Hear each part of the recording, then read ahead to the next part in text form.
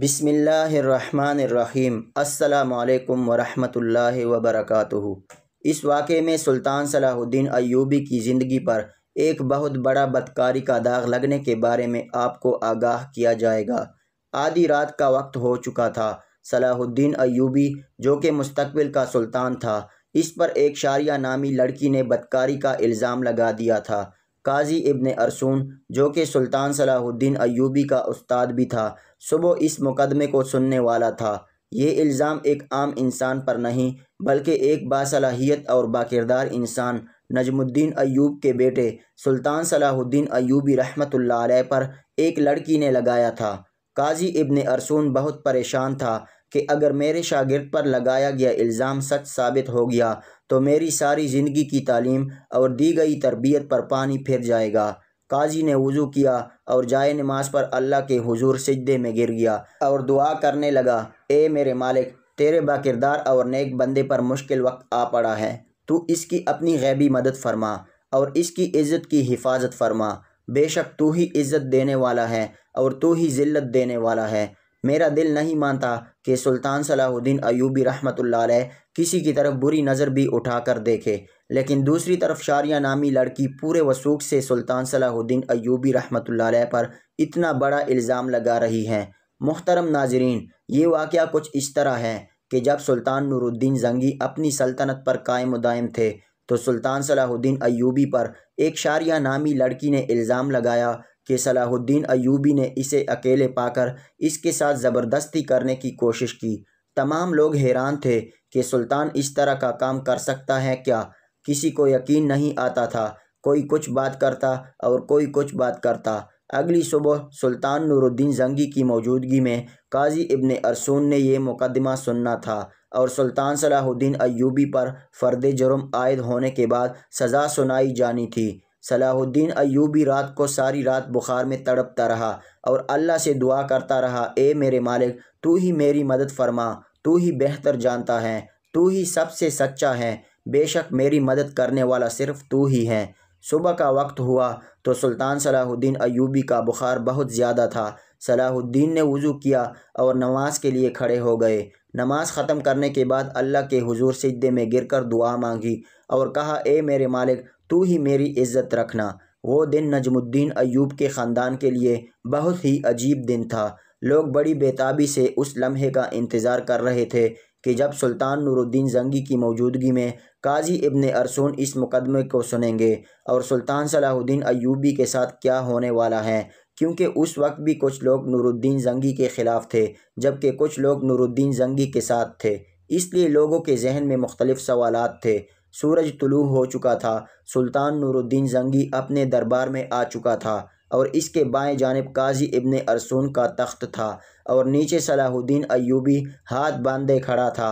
تھوڑی دیر کے بعد قاضی نے فرد جرم پڑھ کر سنایا اور فرد جرم پڑھنے کے بعد قاضی صلاح الدین ایوبی سے مخاطب ہوا اور کہا کہ تمہیں اپنی صفائی میں بولنے کا پورا حق ہے۔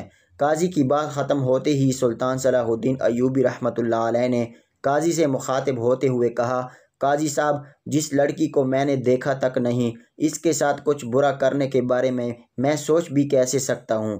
یہ سنتے ہی قاضی صاحب نے حکم دیا کہ شاریہ نامی لڑکی کو حاضر کیا جائے۔ جب وہ لڑکی دربار میں حاضر ہوئی تو لوگوں کی حیرت کی انتہا نہ رہی، کیونکہ اس لڑکی کا سارا جسم ڈھانپا ہوا تھا اور صرف آنکھیں، وہ بھی بڑی مشکل سے دکھائی دے رہی تھیں۔ صلاح الدین سمجھ نہیں پا رہا تھا کہ جس لڑکی کو میں نے دیکھا تک نہیں، وہ مجھ پر اتنا گھناؤنا الزام کیوں لگا رہی ہے؟ مجھ سے آخر ایسی کون سی غلطی سرزد ہوئی جو اس لڑکی نے مجھ پر اتنا بڑا الزام لگا دیا؟ قاضی ابن ارسون نے شاریہ نامی لڑکی سے مخاطب ہوا اور پوچھا، بتاؤ صلاح الدین ایوبی نے تمہارے ساتھ کیا کیا؟ تو اس لڑکی نے کہا کہ میں اپنا بیان پہلے دے چکی ہوں، ایسی باتیں کر کے مزید میں اپنی عزت خوار نہیں کروا سکتی۔ بخار میں بہت زیادہ ہونے کی وجہ سے صلاح الدین کا چہرہ زرد ہو رہا تھا اور ہاتھ کانپ رہے تھے، زبان پر بھی لرزہ طاری تھا۔ یہ دیکھ کر مجمع کو یوں لگ رہا تھا کہ صلاح الدین ایوبی بے قصور نہیں ہے۔ سلطان نور الدین زنگی بڑے غور سے یہ سارا منظر دیکھ رہا تھا۔ پورے دربار میں سناٹا چھایا ہوا تھا۔ لوگ بڑے غور سے صلاح الدین ایوبی اور اس لڑکی کی باتوں کو سن رہے تھے۔ سلطان صلاح الدین ایوبی نے اس لڑکی سے کہا کہ کیا تمہیں اپنے رب سے ڈر نہیں لگتا کہ تم ایک بے قصور انسان پر اتنا بڑا الزام لگا رہی ہو؟ لوگ سمجھ رہے تھے کہ سلطان نور الدین زنگی کا بھتیجا ہونے کی وجہ سے صلاح الدین ایوبی اگر مجرم قرار بھی دیا تو سزا سے بچ جائے گا۔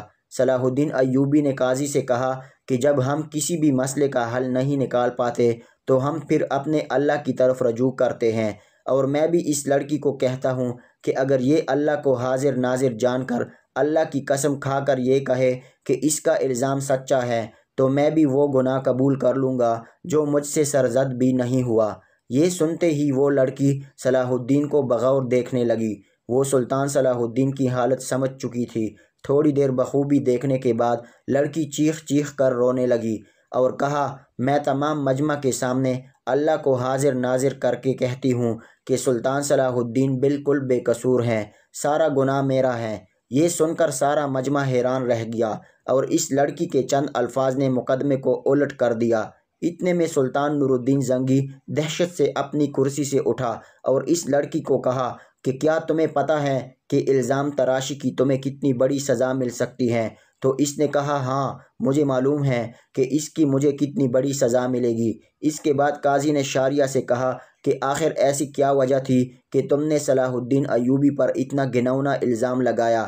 تو لڑکی نے اپنی آنکھیں جھکا لی، لیکن جب سلطان نور الدین زنگی رحمۃ اللہ علیہ نے لڑکی کی طرف دیکھا تو اس نے کہا، اے میرے سلطان، میں جانتی ہوں کہ مجھ سے بہت بڑا گناہ ہو گیا ہے، شاید جس کی تلافی بھی ناممکن ہو، کیونکہ جو داغ صلاح الدین ایوبی کے کردار پر لگا وہ شاید میں چاہتے ہوئے بھی نہ مٹا سکوں، لیکن یہ سب کام کرنے کے لیے میں مجبور تھی۔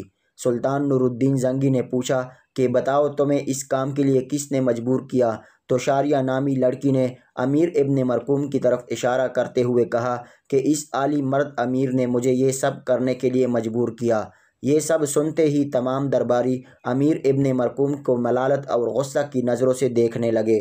امیر ابن مرقوم اپنی جگہ سے اٹھا اور بڑے دبدبے کے ساتھ کہنے لگا، یہ لڑکی جھوٹ بول رہی ہے، میں بھی صلاح الدین کی طرح اس کو جانتا تک نہیں۔ نور الدین زنگی نے کہا کہ کل معلوم ہو جائے گا کہ کون بے گناہ ہے اور کون گناہ گار۔ اس کے بعد سلطان نور الدین زنگی نے شاریہ نامی لڑکی کو اپنے کمرے میں بلایا اور پوچھا کہ بتاؤ اصل ماجرا کیا ہے؟ لڑکی نے کہا کہ ایک جنگ میں میرے ماں باپ مارے گئے تھے اور میں اس ظالم امیر ابن مرقوم کے ہاتھ لگ گئی تھی۔ یہ مجھ پر بے انتہا ظلم کرتا تھا، بے حد تشدد کرتا تھا، اور شاہی کنیز کی جانچ کرنے کے بعد اس لڑکی کی پیٹھ پر کوڑوں کے نشان بھی دکھائی دیے گئے۔ اور ادھر سلطان نور الدین زنگی کے خاص جاسوسوں نے شاریہ اور امیر ابن مرقوم کے بارے میں ساری معلومات اکٹھی کر لیں اور ان کے آپس کے تعلق کو سلطان کے سامنے بے نقاب کر دیا۔ یہ دیکھ کر سلطان نے اگلے دن پورے مجمع کو ایک جگہ پر اکٹھا ہونے کی دعوت دی۔ یہ دعوت اس لیے تھی کہ قاضی ابن مرقوم کی سزا لوگوں کے سامنے دکھا سکے۔ تمام لوگ بڑی دور دور سے امیر ابن مرقوم کی حالت دیکھنے کے لیے آئے۔ جب اس کو میدان میں لایا گیا تو سخت زنجیروں میں جکڑا ہوا تھا۔ لوگ اس کو ملامت کی نظروں سے دیکھ رہے تھے۔ شریعت کے مطابق اسے 70 کوڑے مارے گئے اور اس کے بعد سلطان نور الدین زنگی نے اس کی تمام جائیداد ضبط کر لی، اس سے شاہی عہدہ بھی لے لیا اور اس کی تمام جائیداد سلطان صلاح الدین ایوبی کو دینے کی دعوت کی۔ لیکن سلطان صلاح الدین ایوبی رحمۃ اللہ علیہ نے یہ کہتے ہوئے ٹھکرا دیا کہ میں کسی کا مال اپنے حصے میں رکھ کر غاصب نہیں بننا چاہتا، اور اسی طرح سلطان صلاح الدین ایوبی رحمۃ اللہ علیہ کی اللہ تعالیٰ نے غیبی مدد کی اور اس کے وجود پر لگا یہ بدکاری کا داغ دودھ کی طرح دھل گیا۔ بے شک اللہ اپنے بندوں کی مدد فرماتا ہے۔ جو انسان گناہ بدکاری زنا سے بچتا ہے تو اللہ تعالیٰ اس کی مدد فرماتا ہے، اور جس کا کھلم کھلا واقعہ قرآن شریف میں موجود ہے۔ حضرت یوسف علیہ السلام کے حوالے سے، جب زلیخا نے حضرت یوسف علیہ السلام پر الزام لگایا، اسے بھڑکایا، اسے گمراہ کرنے کی کوشش کی، تو دروازے بند ہونے کے باوجود اللہ کی غیبی مدد آئی اور اللہ نے انہیں سرخرو کیا۔ لیکن یہاں شرط صرف انسان کا اپنے رب پر بھروسہ اور اپنے ایمان پر پختگی ہونی چاہیے، تو اللہ کی غیبی مدد ضرور آتی ہے۔